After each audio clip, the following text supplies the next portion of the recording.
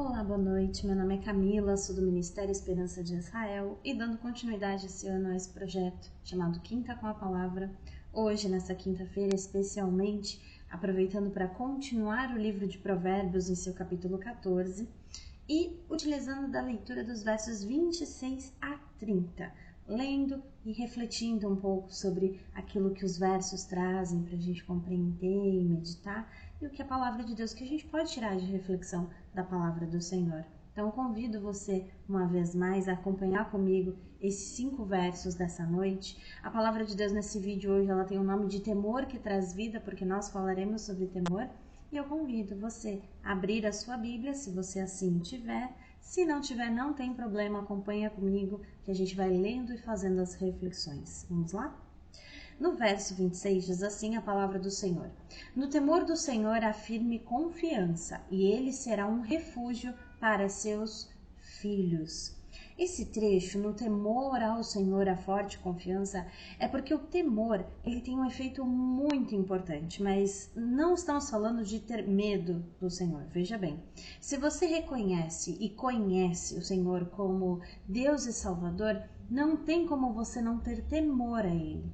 Por quê? Porque não é sobre medo. Ainda que o Senhor ele tenha poder para fazer coisas tremendas e terríveis e grandes e poderosas, mas e sim em observar a natureza do Senhor que é descrita na palavra de Deus e nas nossas vidas diariamente também, e respeitar a soberania, o poder e a magnitude de Deus. É sobre confiar no Senhor e obedecê-lo, né? Conhecendo que Ele é sempre e todos os dias infinitamente poderoso para fazer tudo aquilo que a gente conhece, mas também tudo aquilo que a gente não conhece.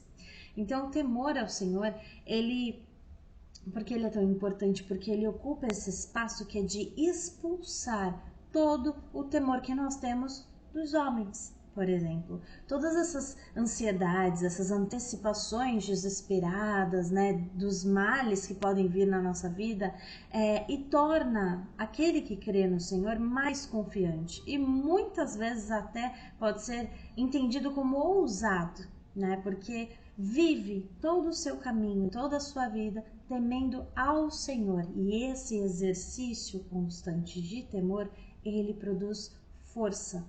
Ele produz força que vem também do Senhor.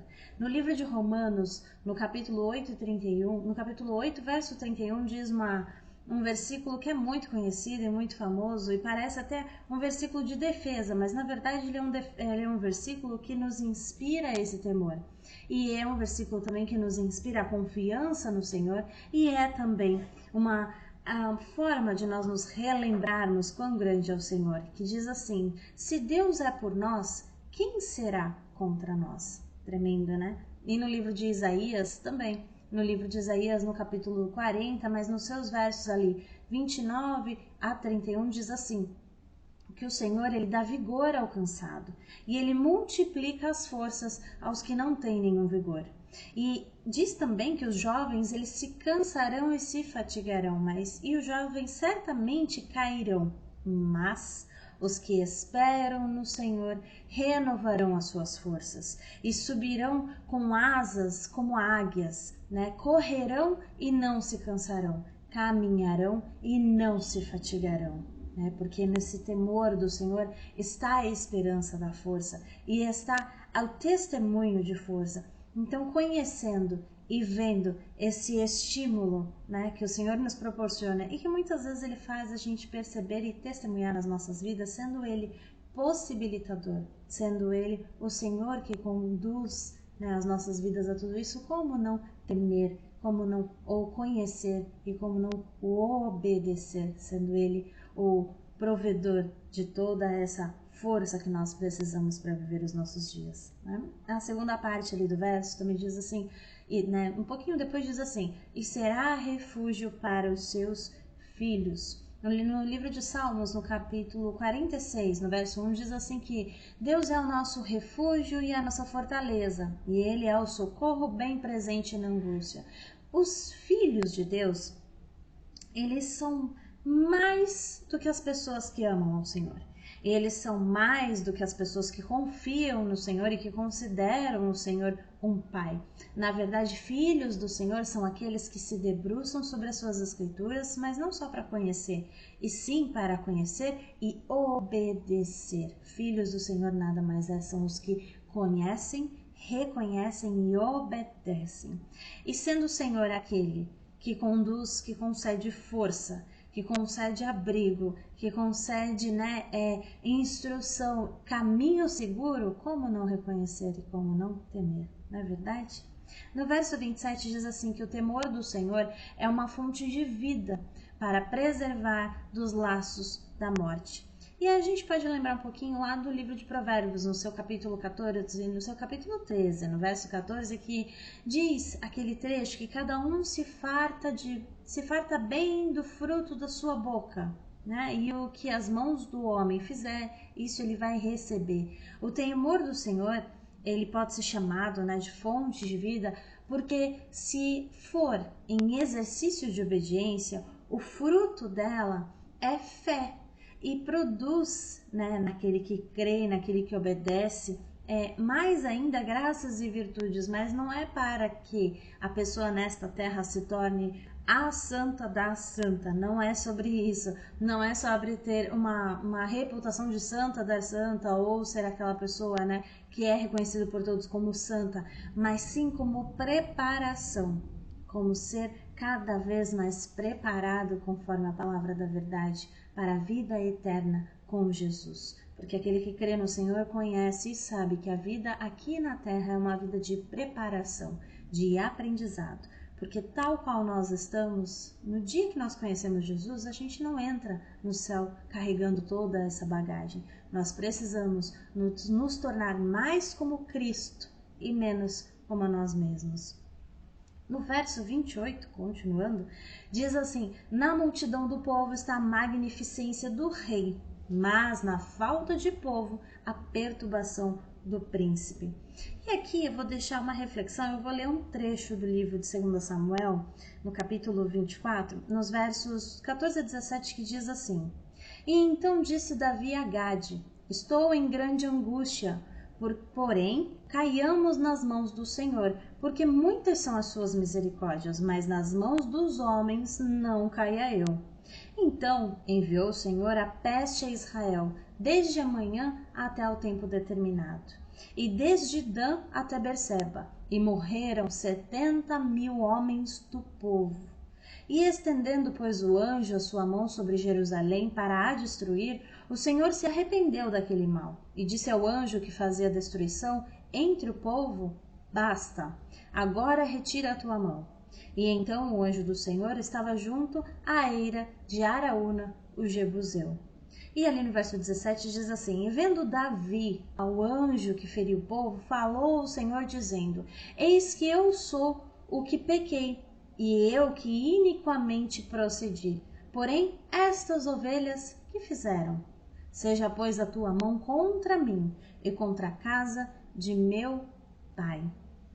Esse é o peso da liderança, esse é o peso da gestão, esse é o fardo e a responsabilidade daquele ao qual o Senhor coloca em posição de reinado, de governante. Veja, a palavra de Deus, ela fala muito sobre reis, sobre juízes, né, sobre líderes. Na nossa sociedade hoje a gente não aborda tanto reis, nós não abordamos tantos, talvez até um pouco politicamente, de presidentes, mas o sentido é justamente o de liderança, né? Aquela pessoa que é colocada numa posição de guiar os demais. Então pode ser, na sua compreensão, um líder, um grande gestor, um grande influenciador, né, de um povo inteiro, um instrutor, um que é colocado como guia daquele povo. Qual que é a reflexão nesse momento? É que, colocada essa pessoa nessa posição de grande governo sobre outras pessoas, ela deve governar com equidade e clemência, porque os atos dela serão reflexos no povo e serão considerados pelo Senhor. Então, os atos daquele que governa todo um povo caem sobre os seus governados. Então, o Senhor, ele deixa a reflexão pra gente de que aquele colocado nessa posição tem que governar com equidade, com igualdade, com clemência e não com tirania e nenhum tipo de crueldade. Porque é como se eu dissesse, né? Assim foi dado governados. Para essa pessoa foi dado pessoas a serem governadas pela vontade do Senhor. Foi um poder outorgado pelo Senhor. E sem os governados, já não existe o propósito daquele que ocupa essa posição. Um dos motivos, né, de reflexão. E aí, por isso, em obediência à palavra do Senhor, em temor ao Senhor e zelo, deve-se governar com confiança e com amor, e também em temor ao Senhor, para não trazer sobre si e sobre o povo julgamentos do Senhor. E nos versos 29 diz assim, que o longânimo ele é grande em entendimento, mas o de ânimo precipitado, ele exalta a loucura. E aí eu também vou trazer uma reflexão, né? Vou trazer a memória ali, Provérbios capítulo 14, verso 17, que diz, lembra, que o presto se ira fará doidices, mas o homem de más imaginações será aborrecido. Se eu não me engano é isso, o presto se ira fará doidices, e o homem de más imaginações será aborrecido. Essa exaltação à estupidez, né? A palavra de Deus fala exalta a estultícia. É como se a pessoa colocasse uma bandeira sobre si para ser vista por tudo e por todos, né? Ela coloca um grande alvo em si mesma, uma grande bandeira, uma grande placa, um grande sinal para que todos vejam e ninguém deixe de ver. E o aumento da voz para uma voz mais alta acompanha esse aumento de loucura. Então, a reflexão que nos traz é que aquele que é moderado, que aquele que é temperado, ele é grande em compreensão, porque não existe a precipitação, não existe a pré-concepção, e sim a calma de entender, ouvir, questionar e ponderar. Mas aquele que se precipita, ele coloca sobre si a bandeira avisando de que ali tem loucura, ali tem excesso, e o Senhor ele não se agrada dos excessos, o Senhor ele não se agrada dos acessos, né, de instinto. Existe até uma expressão, aquele que é lento em se irar, porque aquele que é precipitado, ele muitas vezes se ira facilmente, né? Temos uma expressão para isso hoje na nossa sociedade, que é o passional, né? Existe essa expressão que aquele que é lento para se irar, ele deprime a tolice, e assim ele é de grande compreensão. Boa, né? Boa essa expressão, mas é uma grande realidade e é uma das reflexões que a palavra de Deus traz pra gente. E no verso 30 diz assim, que o coração com saúde é a vida da carne, mas a inveja é a podridão dos ossos. O coração saudável é o coração com bons sentimentos, é um coração com uma boa direção. E como a gente viu no ano passado, em diversas passagens da palavra de Deus, o coração, na verdade, nada mais é do que a mente, porque o coração por si só é um músculo que bombeia sangue o tempo todo no nosso corpo, ele não tem sentimento, mais nada, ele só faz isso. Mas a nossa mente é onde se produz tudo, e se entende tudo, e se guarda tudo, e se reflete todas as coisas. Então, uma mente saudável, uma mente sã e com bons pensamentos, consumindo, né, coisas boas, livre de sentimentos ruins, de ideias ruins, de conteúdos ruins, livre de inveja, livre e desimpedida de raivas e de toda e qualquer afeição que seja defeituosa para o próximo, né? Ela livra o corpo de uma grande fonte de doenças. E se essa reflexão trazida pela palavra de Deus para você soa estranho de ouvir, a medicina oriental, a medicina japonesa e chinesa fala muito sobre isso. Fala sobre a saúde do corpo através da mente. Então eles já conseguiram atestar o que o Senhor deixa como reflexão para a gente, né?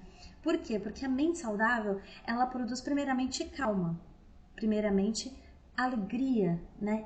Paz, tranquilidade, e flui uma boa consciência, flui um bom estado de espírito e acompanha a bênção do Senhor, porque o Senhor ele não consegue inspirar, ele não consegue atuar, ele não consegue ensinar aquele que está com a mente doente, aquele que está com a mente contaminada, né? Um coração tranquilo, diz lá no livro de Eclesiastes, capítulo 10, verso 4, ele é o oposto, que eu vou ler para você já, é o oposto da inveja. Né? Um coração tranquilo, um coração saudável, uma mente tranquila, uma mente saudável, é o oposto de tudo aquilo que o contamina, é o oposto da inveja, ele é um oposto de vida baseada no prazer da carne, sem nenhum tipo de reflexão ou temperamento, né?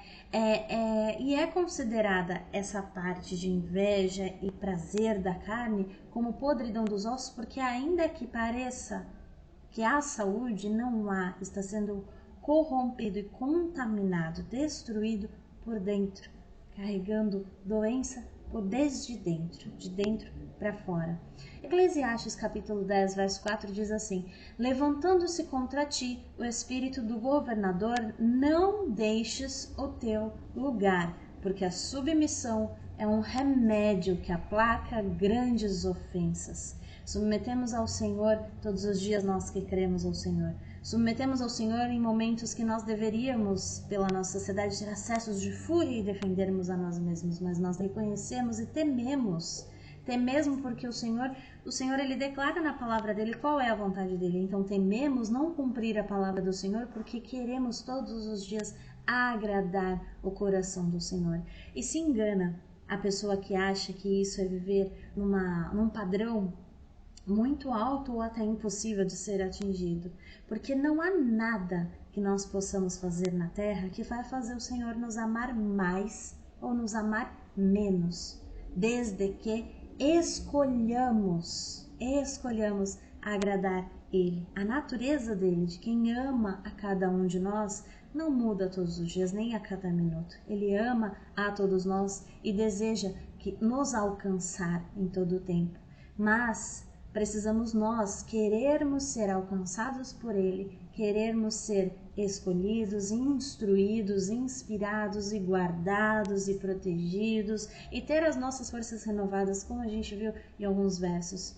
Então, é mais uma palavra, é mais uma reflexão sobre o temor daquele que tudo criou, reconhecendo quão grande Ele é e pedindo em submissão que Ele seja o nosso Deus por mais essa quinta-feira. Eu agradeço a tua companhia até aqui. Eu espero que de alguma forma essa palavra tenha sido bênção. Se você quiser deixar seu comentário, fique à vontade.